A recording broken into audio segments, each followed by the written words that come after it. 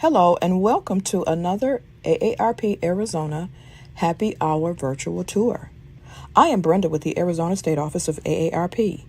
We are the nation's largest nonprofit, nonpartisan organization that is dedicated to empowering people 50 and older to choose how they live as they age. With a nationwide presence, AARP strengthens communities and advocates for what matters most to the more than 100 million Americans 50 plus and their families: health security, financial stability, and personal fulfillment. AARP also produces the nation's largest circulation publications, the AARP Magazine and the AARP Bulletin. During this month, AARP will offer events and enriching experiences close to home and from your home that help you make connections and serve others. While our situations are different, our need for connection is universal. Now more than ever, we know that connecting with family and friends is vital to aging well and living longer and having happier lives. Visit us at aarp.org/AZ for more information. Thank you again for attending, and with that, I will turn things over to Marshall.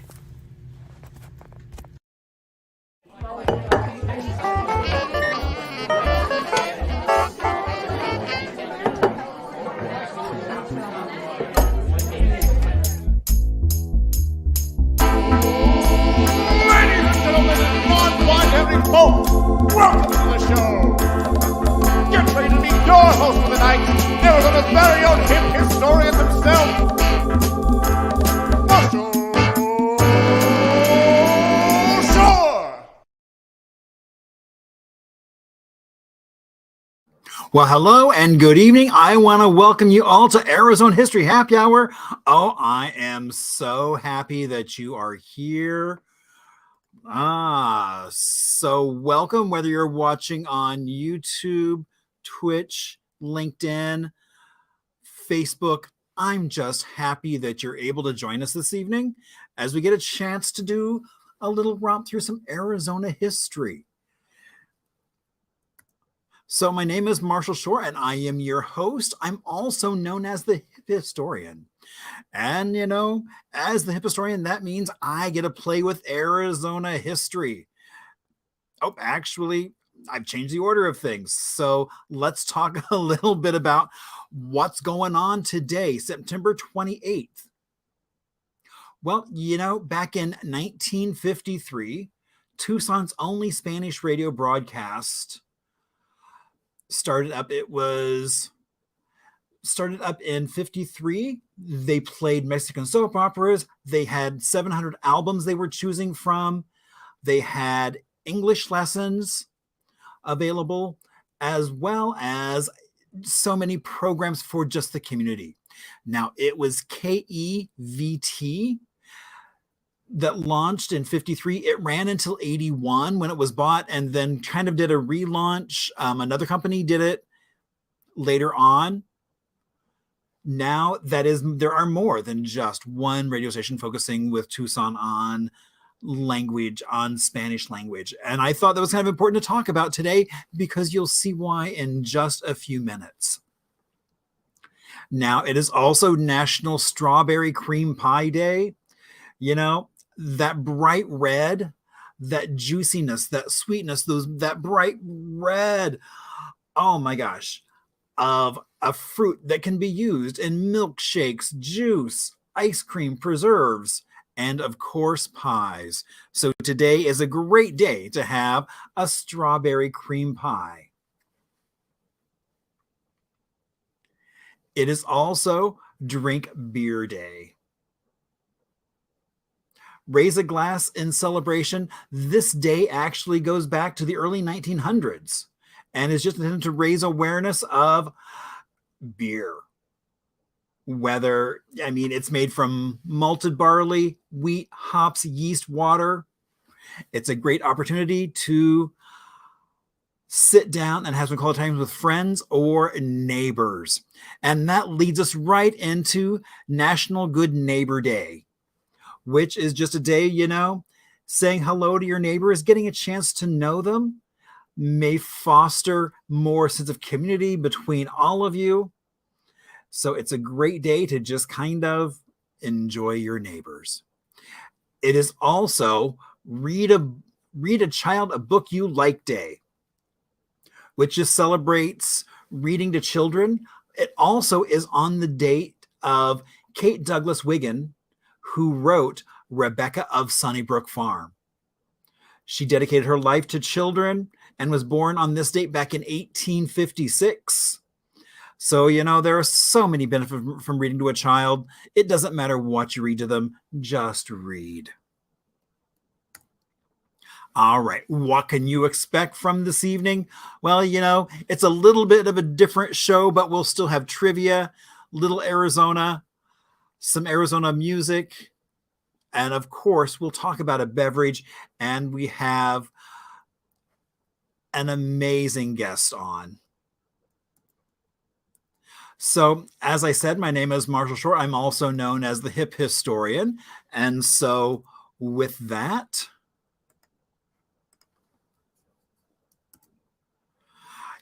coming up is the 95th anniversary of the Orpheum, and tickets are now available. So if you go to azunzip.com, you can go ahead and get tickets for January 5th and 6th. Also, there are a couple of museums that have some really cool exhibits going on. One is the Sunny Slope Historical Museum. They have a Legend City exhibit up right now, which is pretty cool to go see, as well as lots of Blakely. If you know anything about gas or glassware, you'll know the name Blakely. Also, the Tempe History Museum has an amazing signed exhibit up, so go see it and check it out. And then coming up, just tomorrow, we have our 6th band book reading going on over the Alwyn House. So we got lots of people showing up, lots of folks reading on stage. Coming out and join us for some fun. And also, you'll want to mark November 4th on your calendar, because it's not only the 14th Avenue Grand Avenue Festival, or the Celebration of Grand, but that same day is Art and the City. So the Museum of Arizona Artists is going to be hosting Art in the City. They are right now doing a call for entry. So if you know any artist locally in Arizona, be sure to let them know that they can submit a work of art and maybe be in a show. And then we'll talk a little about kind of how art makes a city, as well as and the history of that Carnegie building, which is right downtown. And then I'm happy to say, some of you may have seen the clip already. I'm going to try and play it at the end. It's going to take a little bit of Michigas going on, but we'll figure that part out. The Abbey, or the First Baptist Church downtown, we actually did a little segment for Channel 10 in there, as that building, which in the mid-'80s lost its roof, is going to be reopening as an event space. So people will be able to use it again. Very glad to see that kind of coming back to life. And I see several of you have already found the chat. Great to see you all. Now, you can either reach out to us on chat. You can also reach out through Facebook, Instagram, email, or website, all Hip Historian related. Now, this episode, we're actually going back to the early days, back in 2020, when I had Frank Barrios on as a guest. Now, Frank was an Arizona historian, an engineer, a community activist, an author, retired St. Vincent de Paul president, and a heritage family member of Arizona. I mean, he was Arizona's first families. He passed away a couple weeks ago. He spent most of his life working in hydrology, working with water after graduating from St. Mary's, attending Brophy, Phoenix College, and ultimately got a civil engineering degree from ASU.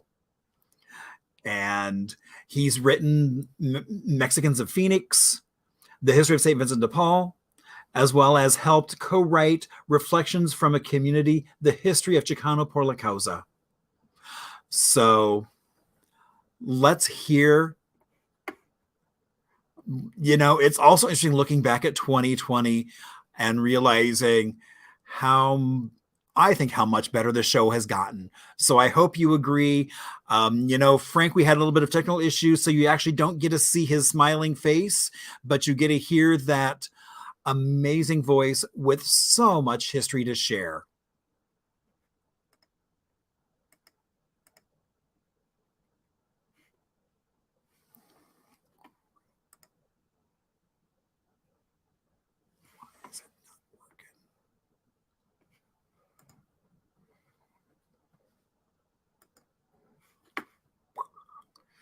All right, we seem to have a brief technical difficulty. Let me go ahead and just remove that, and let's try that one more time.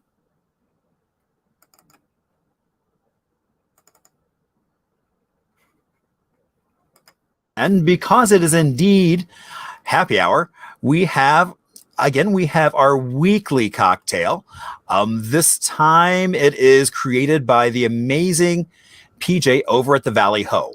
Now, what he did was he made the Latin word, and they made these great little, it's a to-go cocktail. So you just get it.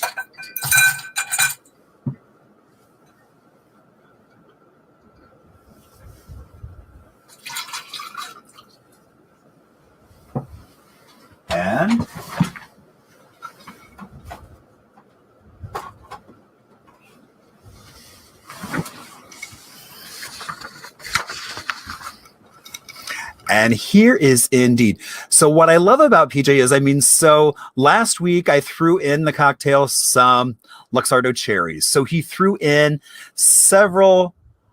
a couple different kind of Luxardo cherry based drink things. Let's see. And actually, let's go ahead and pull that off.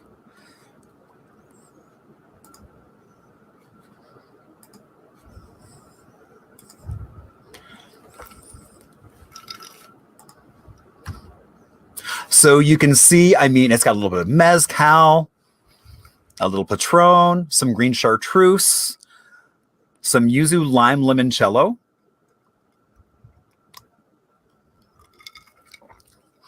and I love that he put the coffee beans in there, because when we first met, kind of talking about Arizona History Happy Hour, and he offered up the opportunity for him to create cocktails.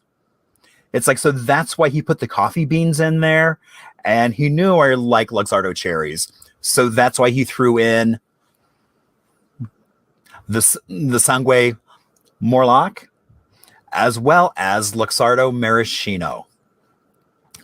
And, he hit another home run. Now, these are always available Tuesday evening through Wednesday and Thursday at the Valley Ho. You can just walk in and get your own little jar, or sometimes it's a kit, because there's things to do, which is always kind of fun to create those cocktails.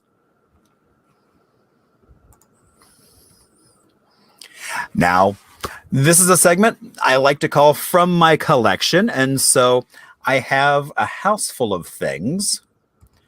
And so today, let's see if you can see. Oh, what helped was right side up.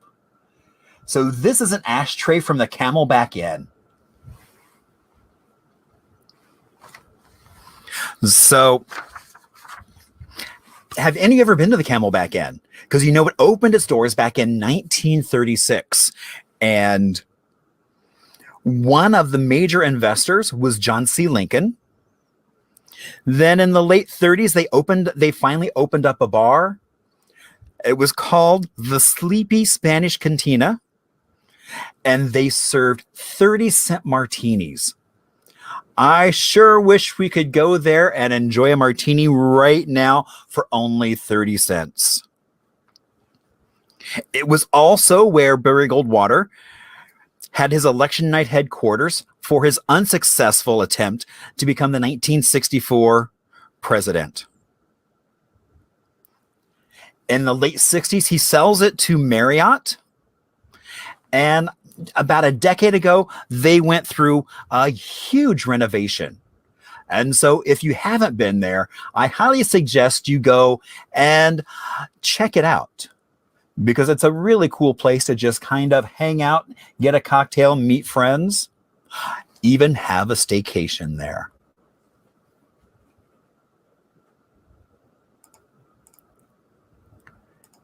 And you can see there's what it looks like today. There's what it looked like back in the day. It had just a few rooms, and they kept adding on to it, And it was really for all those wealthy Easterners that were coming out for vacations, and in many cases looking for that Wild West experience. And so they did offer it. Now, Mr. Stewart, who originally ran the hotel and opened it, over where the red dot is, we think that is him in this photo. And so I love how they're all dressed up. I mean, you've got the guy in the cowboy hat, but then you also have folks in bowlers and suits riding their horses.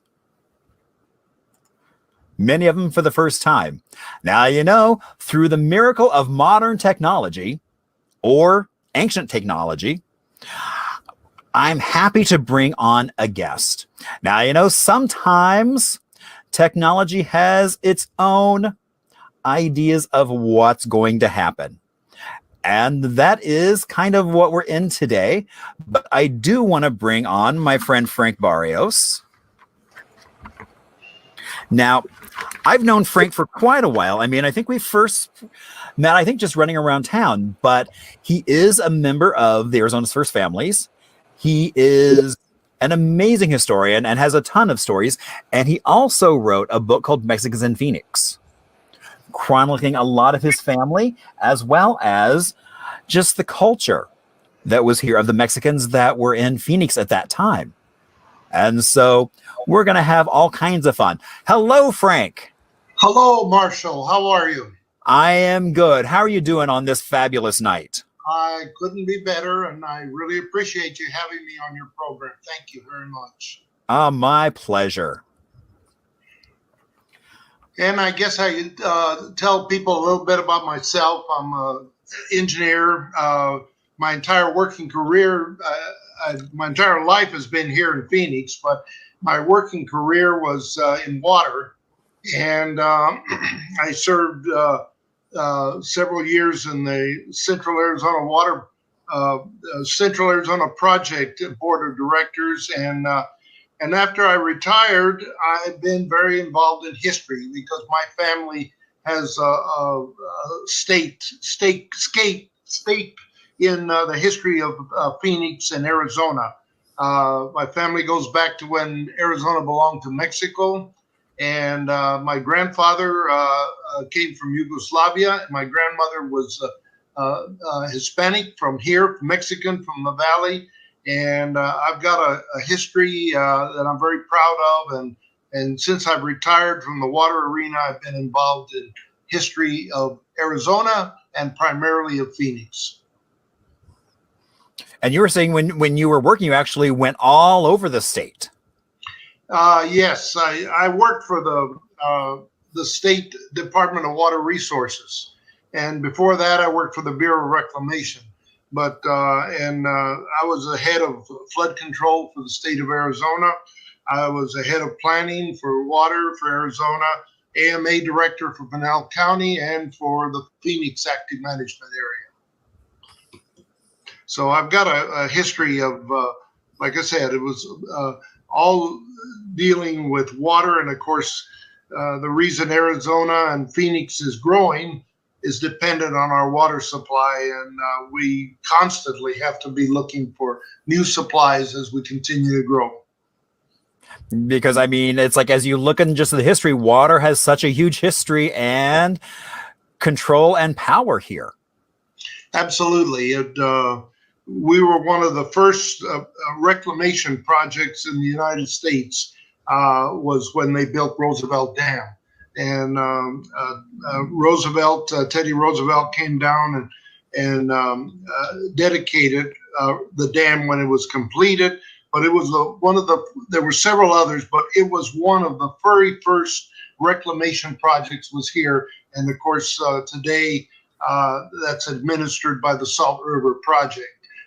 We went from one dam to where we have 6 today on the Salt and Verde rivers.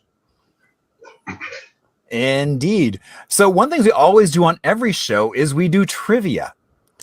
And it's not your usual, like if you would go out for trivia, because this is more about sharing the story. So what we'll do is I'll go through the questions, and they're all multiple choice. So even if you don't know the answer, you can take just a sheer guess and you've got a good shot of getting it right.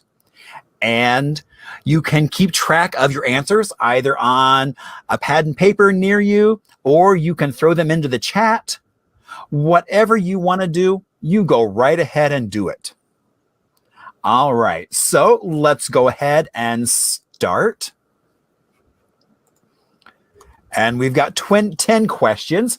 So our first question is, what is the name of the first Anglo baby born in Arizona?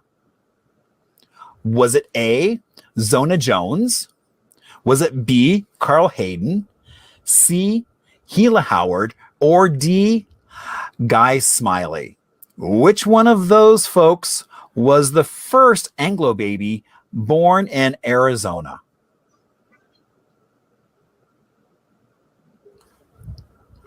Question 2.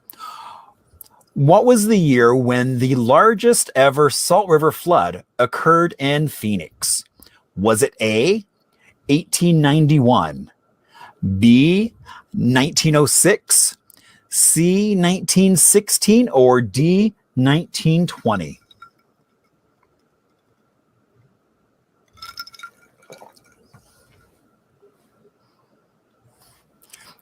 And question 3. What famous person is buried on a hilltop just outside of Florence, Arizona? Is it A, Howard Hunt, B, Charles Poston, C, Bucky O'Neill, or D, George Hunt? Which one of those people is buried just outside of Florence on a hilltop?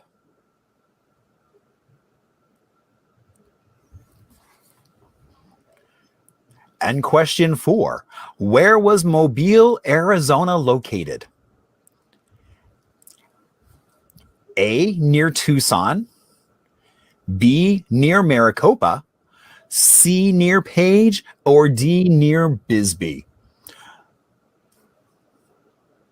So those places were near, one of those places was nearby a town called Mobile, Arizona.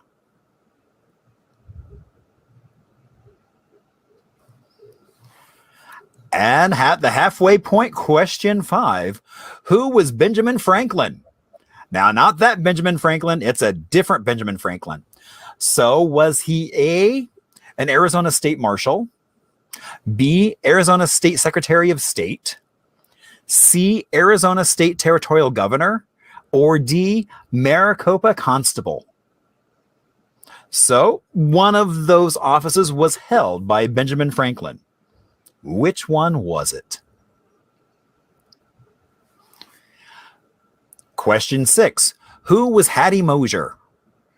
A, one of the richest women in Arizona. B, the first woman to run for the state legislature. C, an infamous street person. Or D, a bar owner? Who was Hattie Mosier?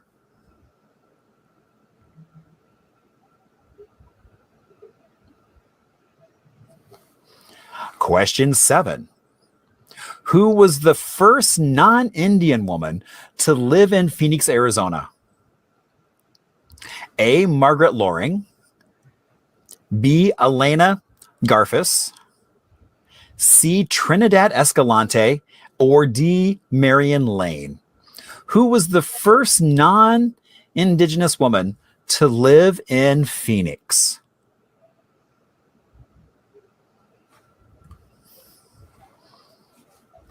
Question 8. Who was the last person to be hung in Arizona? A, Pearl Hart, B, Eva Dugan, C, Rosa Goodrich, or D, Winnie Ruth Judd? Who was the last person to be hung in Arizona?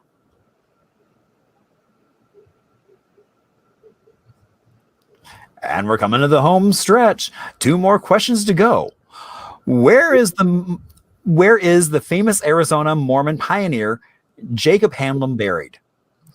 Is it A, Mesa, B, Salt Lake City in Utah, C, Alpine, Arizona, or D, Oneida, New York?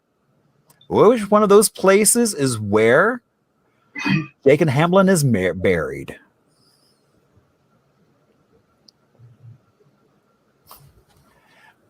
And our last question, who was the first female admiral of the Arizona Navy? Was it A, Rose Mofford, B, Nellie Bush, C, Charlotte Hall, or D, Big Nose Kate? Which one of those women was the first female Navy admiral for Arizona? All right. While you're all collecting your answers, getting those ready, we're going to take a little bit of an Arizona music break and talk about one of a really amazing place right here in Arizona, Riverside Ballroom. It was pretty much the place to go to. They had tons of music. They had the old Opry came in, so it was kind of a hub of country music. So you had folks like Patsy Cline, but you also had a wide variety of Hispanic entertainers coming to play there. Isn't that right, Frank? Yes, that's true.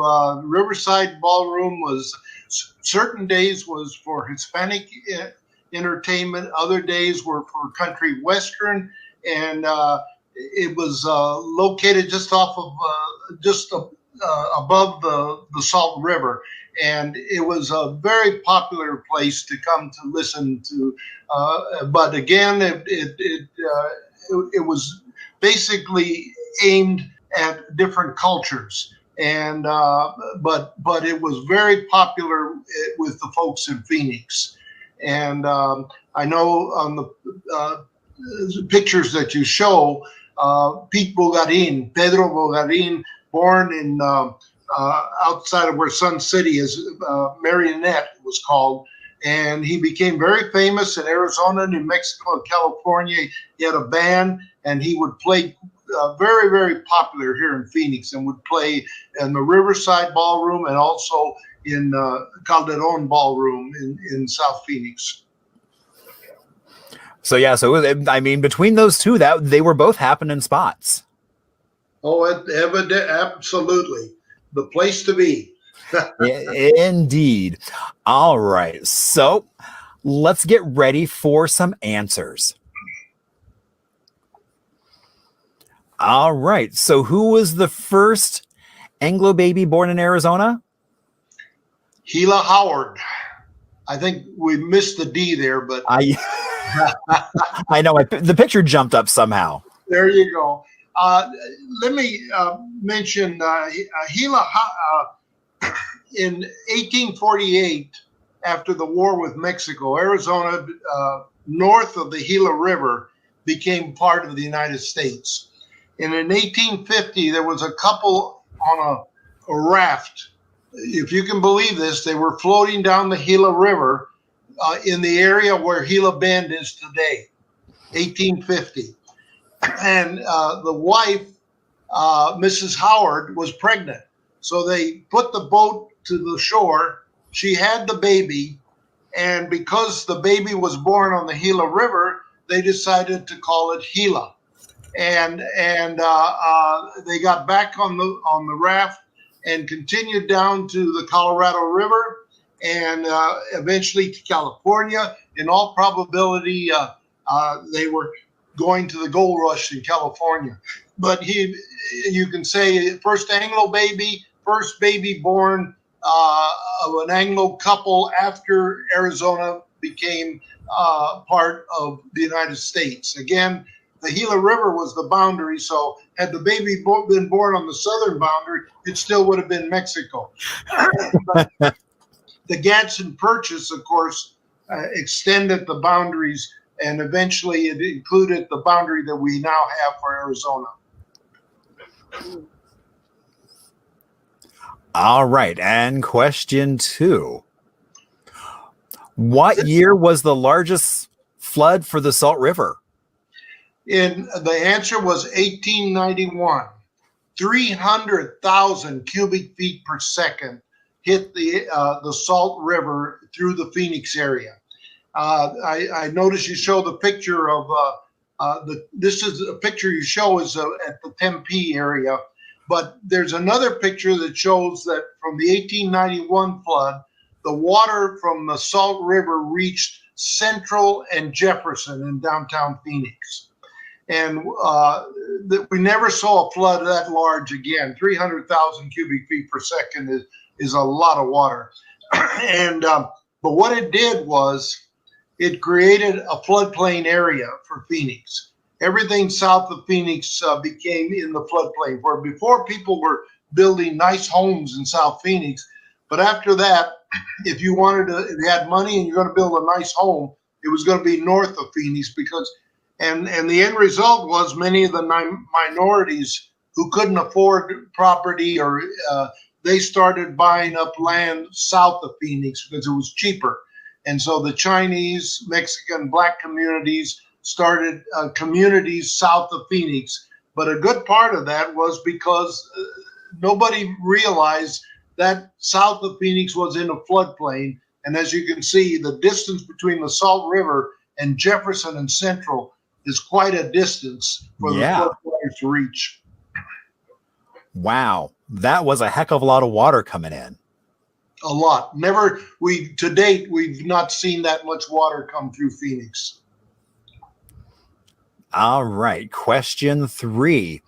What famous person is buried on a hilltop just outside of Florence? The answer is Charles Poston. And in many books, he's considered the father of Arizona. Charles was a lobbyist for a mining company. He came to Arizona very, very early, and he went to Washington, D.C. on behalf of the mining companies who wanted Arizona to be a territory of the United States. So the United States would send soldiers to protect against Apaches. And he personally lobbied Abraham Lincoln. And he finally succeeded in Arizona in 1863, became a territory of the United States. And Charles Poston had a lot to do with that. In fact, they had a vote and he was the representative to the House of Representatives representing Arizona territory. And but Charles he liked to drink a lot. And he stayed in the Arizona area, but he was an attorney. He had an office and a bar in downtown Phoenix, and eventually ended up penniless and a homeless person in the streets of Phoenix. And he died that way, penniless on the streets of Phoenix.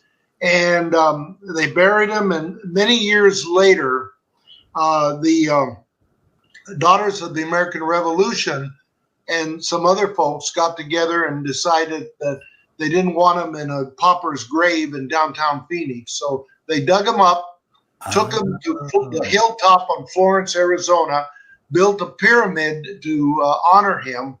And your question is, why Florence?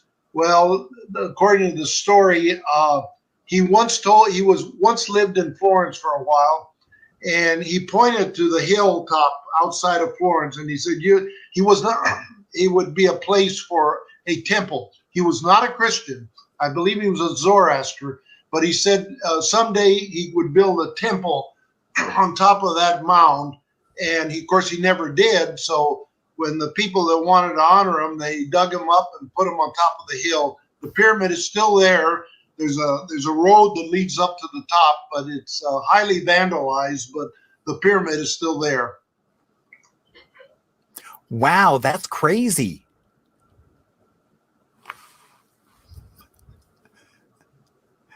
And not the only famous person in Arizona buried in a pyramid. No, in fact, I'll give you an example. The Governor Hunt. Governor Hunt was the first elected when we became a state. And when he died, he wanted to be buried in a pyramid also. And so he's on Tempe, out towards Tempe. There's a pyramid there where Governor Hunt is buried. What's interesting is when Poston was buried in the early 1900s. Governor Hunt was there at the funeral. Maybe he got the idea. A pyramid and let it be known that when he died, he wanted to have a pyramid over his grave also. So, but that's speculation. Nobody really knows. When they dedicated that pyramid for Poston. That's funny. All right. So where was Mobile located? Well, Mobile, Arizona was an all-black community. I actually visited there once. Today it doesn't exist. There's nothing left of Mobile except there's a graveyard there. But I remember I was in my 20s, I think, and I drove through Mobile, and it was a bunch of very poor little shacks. And the only big building in the town was the Galilee Baptist Church. And it was all black people because early Arizona was very discriminatory to blacks. It was no different than the South. They wouldn't even allow them in the town. So several black people went out in the middle of the desert and created a town and called it Mobile, Arizona. And the town was west of where Maricopa, Arizona is today. And again, I say that there's nothing left of the town, but it was an all-black community with the biggest structure was the Galilee Baptist Church, and there was a watering hole nearby where the blacks baptized their people when they were born there. Again, a little bit of a sad history that they had to create their own town in the middle of the desert because they couldn't weren't allowed, did not fit into where the cities were. Well, and I didn't realize it was no longer a town, so I actually went out there at one point, and all that's really left with the name Mobile is a cemetery and there's a school. And other than that, that's it. The school, I think, came in later, but the school wasn't part of Mobile. It was part of something else. But Mobile was, I remember driving through it, and one time they had several little lean-tos almost. Very poor people were living there. And in fact, I'll give you a little bit, the black representative for the city of Phoenix, Calvin Good.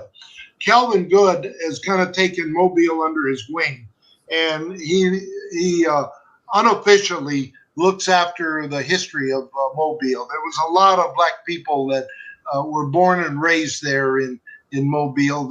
But he kind of I've talked to him many times about Mobile, and it's kind of it holds a special part in his heart.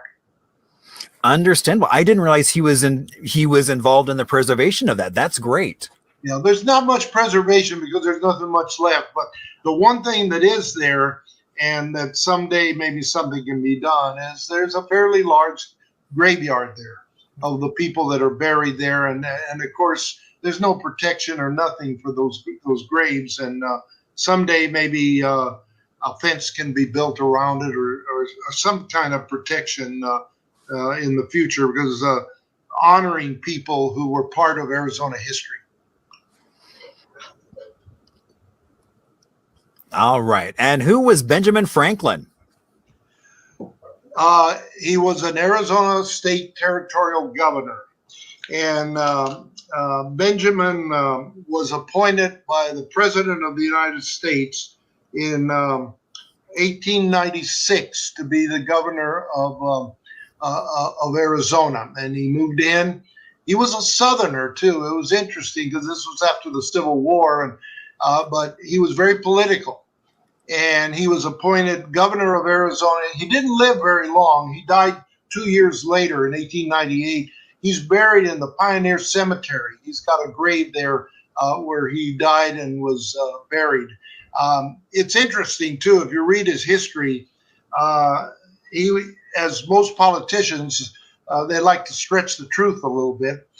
He used to always say, well, I'm related to the other Benjamin Franklin. But every signs that appear show that they were in two different parts of the world, and that in all probability, he just happened to have the same name as the original Benjamin Franklin, but he didn't stop for a second to try to tell people that he was related to the other Benjamin Franklin. And again, politics doesn't change, even though that's over 100 years ago. Indeed. All right. So who was Hattie Mosier? My mother would tell me about Hattie Mosier because she was the talk of early Phoenix. And she died in 1945. But Hattie was born to one of the richest families in all of Arizona. Even her father created an ice machine in the early turn of the century, and it was very popular. Nobody had invented something to make ice, and his invention went all over the world. And so he became very rich, and Hattie grew up a very rich young woman. And she married, had one daughter. Her husband left her, and Hattie in 1922 ran for the state legislature. She didn't win, but she ran for it. And but she also was not only active politically, but she was always suing the city of Phoenix because of their zoning requirements that she was very upset with. She lost her entire fortune to attorneys in lawsuits against the city.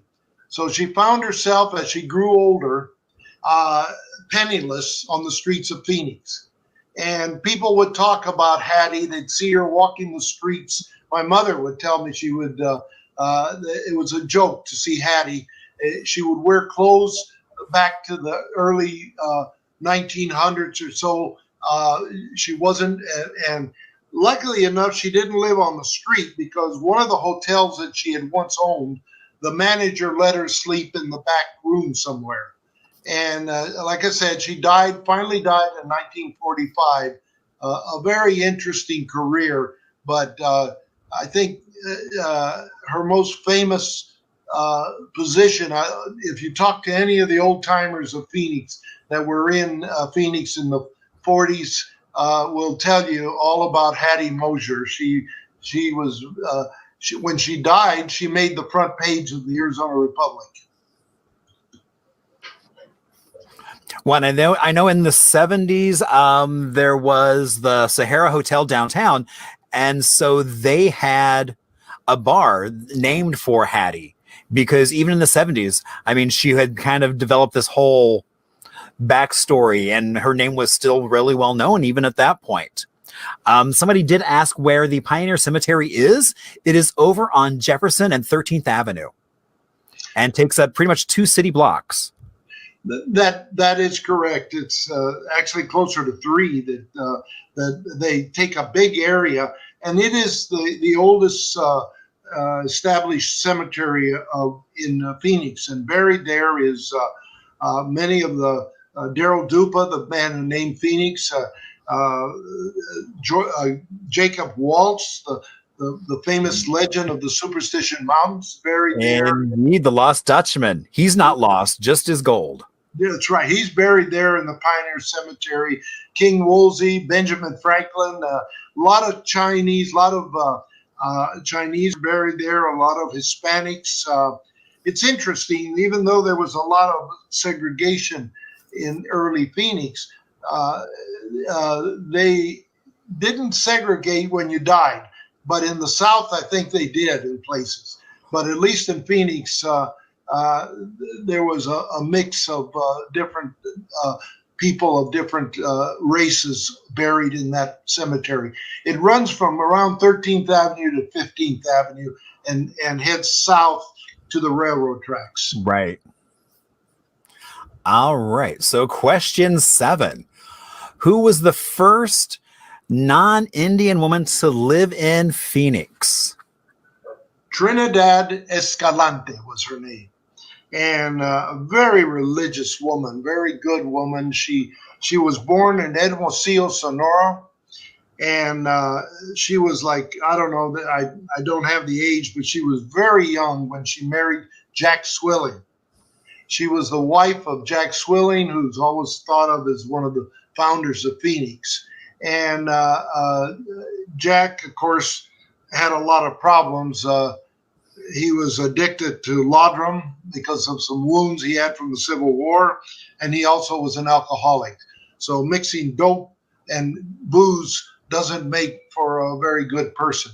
But Jack Swilling had 7 children with Trinidad, and always the first mass, Catholic mass ever said in Phoenix was said at the home of Jack Swilling, not at the request of Jack Swilling, but at the request of Trinidad.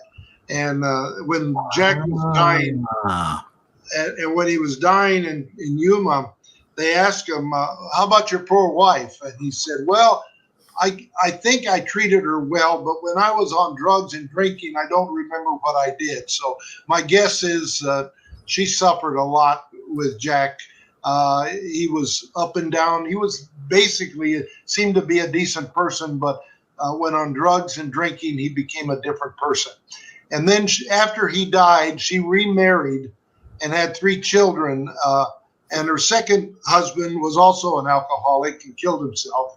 And her second husband and Trinidad are buried in the St. Francis Cemetery. Trinidad died in 1925. A very good woman who suffered a lot with bad husbands. That's a horrible story. And then on to another story. So who was the last person to be hung in Arizona? Eva Dugan. And Eva was an interesting lady. She was tough as nails. She had been, they say before she came to Arizona, she had been a prostitute. She had done a lot of things. She was up in Alaska in the gold rush area and came to Arizona in the 20s, 30s. And she was always looking to make a living. And she hooked up with an individual, Andy Mathis was his name. He hired her, maybe part lover, part hire, but he got rid of her, and she turned around and killed him. And they arrested her, put her in jail, and she was on trial. And the jury found her guilty and sentenced her to death by hanging. And it's interesting, the last she told the judge, it was an all-male jury that sentenced her, and she said, you're all going to die of old age and suffering. I'm lucky. I get to go out at the prime of my life, she told. And so with that, they took her to Florence, to the prison, and hung her. And I believe the date was 1933, I think is 1925 was the year that she was hung. And she, when they hung her, she was a heavy-set woman. And they didn't do the calculations right because they pulled her head off of her body. So you had her head in one place and her body spouting blood with all the people. They said some of the people that were watching this, some of them passed out when they saw this. Well, that was too much for the state of Arizona. So they said, you know what, we're not going to have this again. So they eliminated hanging and went to gas chambers. And so Eva was the last person hung in Arizona. And of course, your picture is here of Eva. Indeed. All right. And so where is the famous Arizona Mormon pioneer Jacob Hamblin buried? Jacob was a very interesting person, probably one of the most famous of the Mormon pioneers. He lived a good part of his life in St. George, Utah, and but he was an explorer. He explored in many parts of Arizona. He was very close to the Indians. He converted a lot of Indians and Paiutes into the Mormon faith, but he appears to be a very decent individual. Some of the early Mormons from the St. George area, this is where the Mountain Meadows massacre occurred. But Jacob seems like he tried to do the right thing, And in fact, one of the things he did was when Colonel John Powell was on the Colorado River, and 3 of his men left the expedition and were never heard of again. Powell went to St. George and hired Jacob Hamlin to take him to try to find what happened to his 3 men. And Jacob Hamlin took him to the Paiutes, and he could speak Paiute, but Powell could not. And he translated that the Indians had said they killed him. Well, later stories show that it may have been the Mormons who killed the 3 men. But Hamlin was protecting, of course, with the Mount Meadows massacre, and they found out that Mormons killed Powell's people. It would have been a disastrous thing for the whole area. But then later on, the United States outlawed polygamy, and Jacob had several wives. So he was on the run with the U.S. Army and the Federals after him, trying to put him in jail for polygamy. And in his run to get away from him, he was in New Mexico when he died, and was buried there somewhere in New Mexico. Well, his daughter had a family in Alpine, Arizona, and she wanted Jacob to be buried there where she was. So she went out into New Mexico, dug up Jacob, and brought him to Alpine. And he's got as you show in the picture, he's got a very nice headstone that his daughter had made for him. And he's buried there now in Alpine, Arizona. Wow. All right. And now we're at our very last question. Who was the first female admiral of the Arizona Navy? First of all, there is no such thing as the Arizona Navy, as you might think. But Nellie, what happened, the story is that in 1934, Metropolitan Water District of California was looking for water. The movie Chinatown talks a little bit. Metropolitan District was a very corrupt group in those days. And getting water for the growth of Los Angeles, people were killed in the process. Well, they had a lot of political pull, and they got the United States government to agree to build a dam on the Colorado River near Parker. And the dam would back the water up to allow Metropolitan Water District to pump water out of the Colorado River and take it to Los Angeles. Well, Arizona was furious because we didn't have the clout that California had. So Arizona objected to this. They said what they're doing is taking Arizona's water and taking it to Los Angeles. Well, tough luck, Arizona. California said, we have the votes in Congress. We're going to do it.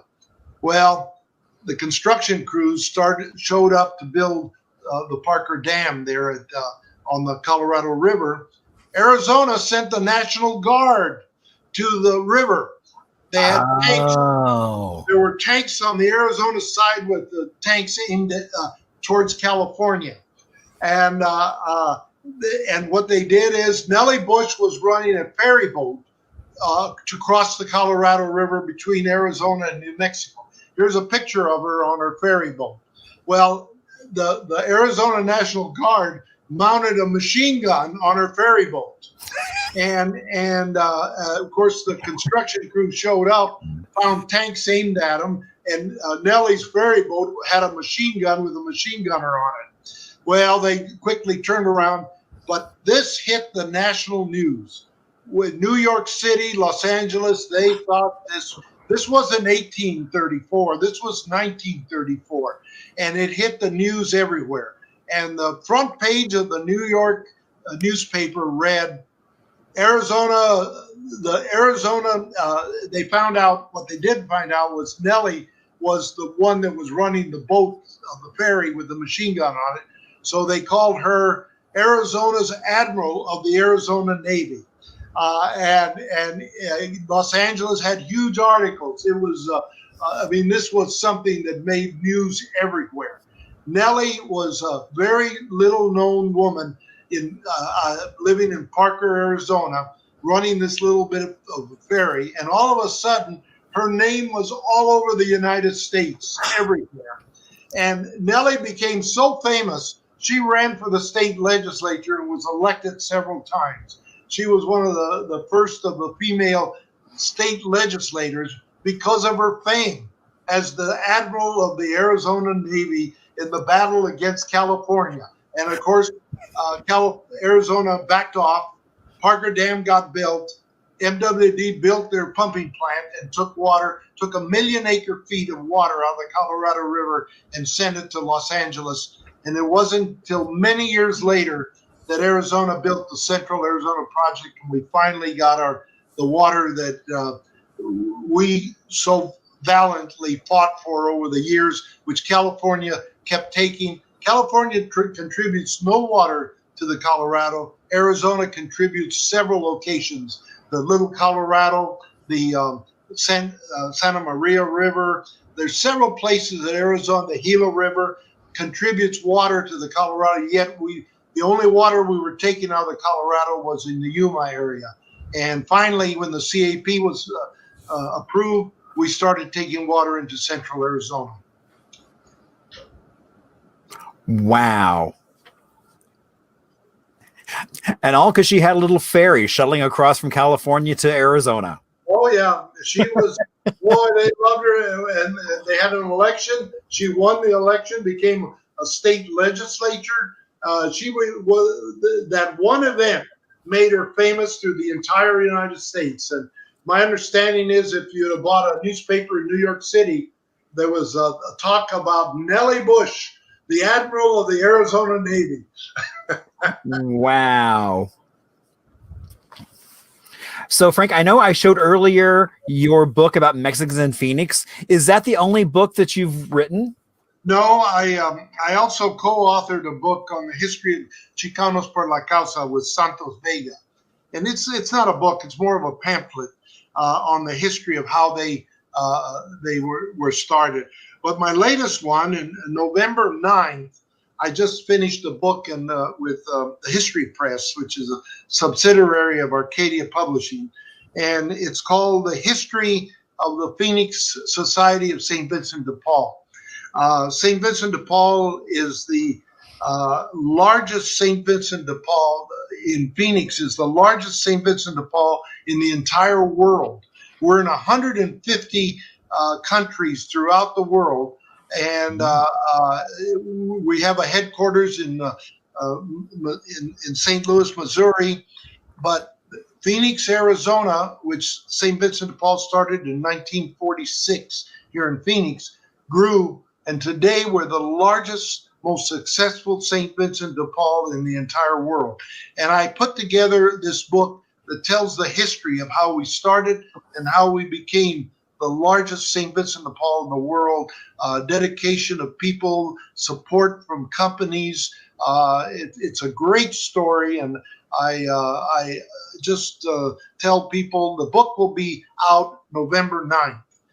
It's coming up, and you'll find a fantastic history, how we grew from a few people wanting to help the poor at St. Mary's Catholic Church, which then grew to where we are today.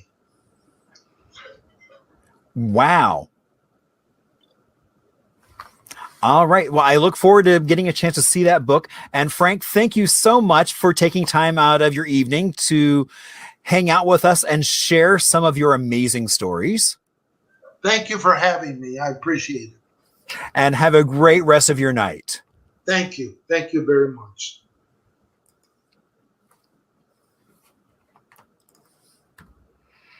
So now it's time for Little Arizona. So really started doing Little Arizona. I was supposed to be working on a book with that idea, looking at small towns across Arizona, because as we all know, we've got the 5th largest city in the country right here in Phoenix, as well as growing up in a small town in Indiana of about 25 people, I kind of have an affinity for that small town experience. And Arizona has a whole bunch of really cool small towns. And so really it was a chance to really highlight those and getting a chance to talk about them as opposed to just going wherever. So we are talking today about Happy Jack. So basically, Happy Jack is kind of up near Sedona, Prescott, up in that area. And so it was originally, so it is in Cochise County, has just under 600 people living there. So just a little tiny place. In fact, here is their post office. And I would argue that probably one of the smallest post offices in Arizona. So, I mean, it originally was started back in 1947. So it's a relatively new town, but it was originally built as a logging camp. Prior to that, it was what was called the Long Valley. And as the demand for lumber grew, so did the town. Now, we're not sure. I've seen various stories about where the name came from for Happy Jack. Some say it came from the lumberjacks. I've also seen that it was based on a happy-go-lucky employee of the lumber mill. There's also a story about how it was named that because of a bandit in Wyoming that was called Happy Jack. And so someone decided to name the town after him there. Now, that original town site was basically kind of that original camp was purchased at one point and has become the Happy Jack Lodge and RV Park. So you can go stay in that same area. From what I was able to find, it looks like the only kind of remaining thing from really that time period seems to be the fireplace at the lodge. Everything else is new build, trying to look old, but still, I mean, what a great little fireplace. And what a great little place to just kind of go and get away from it all.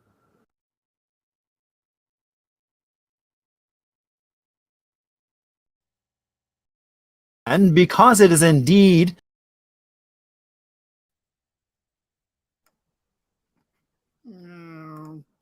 there we go. Oh my gosh. You know, Frank, you will be so missed for your passion, your knowledge. Yes, indeed. As Jason says, we will miss him.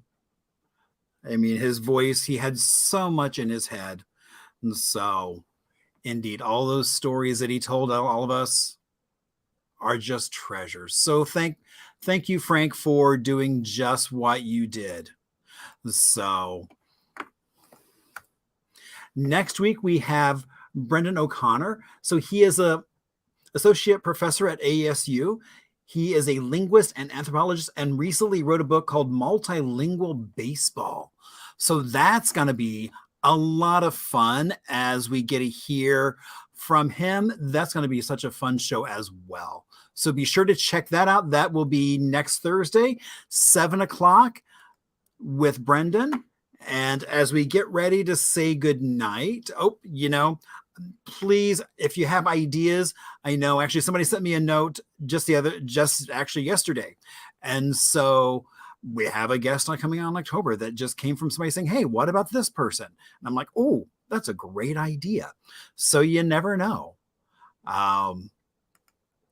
Love to hear from you all. And oops, what did I do? So, I always love to give a shout out to Chris and Cole, who did that great video at the very beginning, as well as PJ, who keeps me well lubricated, as well as just up on what's going on. So, thank you all so much for tuning in. And as I promised, we are going to, let's see. If I go here, I'm going to share that video clip that we did the other day with Channel 10. There we go. This is just trying to figure out. There we go. All right. So here we go with some Channel 10. I will see you all next week.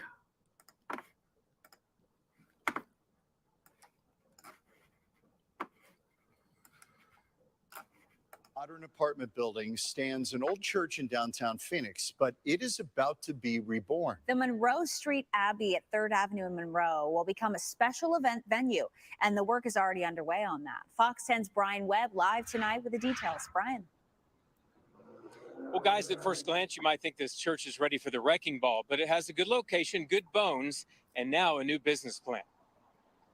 Dirt floors, broken windows, no roof, and overrun by pigeons. Who would want to renovate this old place? Trista Croce, that's who. I'm the right person for this, absolutely. So I've been in the Valley for well over a decade doing weddings and events. I operate on a very high luxury level. But first, let's take a step back in time. This church was built in 1929 as Phoenix's First Baptist Church.